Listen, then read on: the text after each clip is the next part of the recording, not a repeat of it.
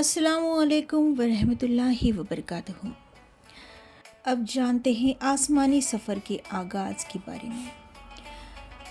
مسجد اقصیٰ میں تمام انبیاء علیہ السلام کی امامت کرنے اور دودھ کا پیالہ منتخب کرنے کے بعد اب اس عظیم سفر کا وہ مرحلہ شروع ہوا جسے اصل معنوں میں معراج کہا جاتا ہے۔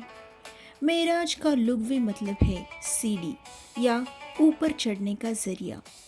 روایت میں آتا ہے کہ آپ صلی اللہ علیہ وسلم کے لیے ایک نہایت خوبصورت اور نورانی سیڑھی پیش کی گئی جس کے ذریعے آپ صلی اللہ علیہ وسلم اور حضرت جبرائیل علیہ السلام آسمانوں کی طرف بلند ہونے لگے۔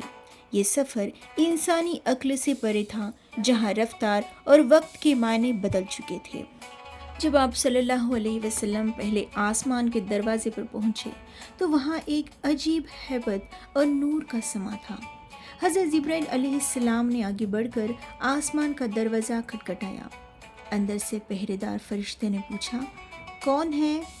جبرائیل علیہ السلام نے جواب دیا، میں جبرائیل ہوں۔ پھر پوچھا گیا، آپ کے ساتھ کون ہے؟ جواب ملا، یہ محمد صلی اللہ علیہ وسلم ہے۔ فرشتے نے پھر ایک نہایت اہم سوال کیا، کیا انہیں بلایا گیا ہے؟ جبرائیل علیہ السلام نے فرمایا، ہاں، انہیں بلایا گیا ہے۔ یہ سنتے ہی فرشتے نے نہایت ادب سے دروازہ کھول دیا اور کہا، کھل گیا دروازہ، خوش آمدید، کیا ہی مبارک آنے والے آئے ہیں۔ اندر داخل ہوتے ہی آپ صلی اللہ علیہ وسلم نے ایک بزرگ ہستی کو دیکھا۔ جبرائیل علیہ السلام نے بتایا کہ یہ آپ کے جد امجد اور تمام انسانوں کے باپ حضرت آدم علیہ السلام ہیں۔ آپ نے انہیں سلام کیا، انہوں نے جواب دیا اور فرمایا، خوش آمدید اے نیک بیٹے اور نیک نبی۔ یہاں آپ صلی اللہ علیہ وسلم نے ایک عجیب منظر دیکھا۔ حضرت آدم علیہ السلام کی دائیں طرف بھی کچھ کالی پرچھائیاں تھیں اور بائیں طرف بھی۔ جب وہ اپنے دائیں طرف دیکھتے تو مسکراتے اور خوش ہوتے، لیکن جب وہ اپنے بائیں طرف دیکھتے تو ان کی آنکھوں سے آنسو نکل آتے اور وہ غمگین ہو جاتے۔ آپ صلی اللہ علیہ وسلم نے پوچھا، اے جبرائیل، یہ کیا ماجرا ہے؟ جبرائیل علیہ السلام نے عرض کیا، حضور، دائیں طرف آپ کی وہ اولاد ہے جو جنتی ہے، انہیں دیکھ کر باپ خوش ہوتا ہے، اور بائیں طرف وہ بدنصیب روحیں ہیں جو جہنمی ہیں، انہیں دیکھ کر باپ کا دل تڑپ اٹھتا ہے۔ اس کے بعد آپ صلی اللہ علیہ وسلم دوسرے آسمان کی طرف بلند ہوئے۔ یہاں بھی وہی سوال و جواب ہوئے جو پہلے آسمان پر ہوئے تھے۔ جب دروازہ کھلا تو آپ صلی اللہ علیہ وسلم کی ملاقات دو نوجوان نبیوں سے ہوئی جو آپس میں خالہ زاد بھائی تھے، حضرت یحییٰ علیہ السلام اور حضرت عیسیٰ علیہ السلام۔ دونوں نبیوں نے بڑے عشق اور احترام کے ساتھ آپ صلی اللہ علیہ وسلم کا استقبال کیا۔ انہوں نے کہا، خوش آمدید اے نیک بھائی اور نیک نبی۔ ان دونوں پاک ہستیوں نے آپ صلی اللہ علیہ وسلم کے لیے بھلائی اور رحمت کی دعائیں کی۔ یہاں آپ صلی اللہ علیہ وسلم نے فرشتوں کی ایسی جماعت بھی دیکھی جو اللہ کی حمد و ثنا میں اس قدر ڈوبی ہوئی تھی کہ انہیں اپنے آس پاس کی کوئی خبر نہ تھی۔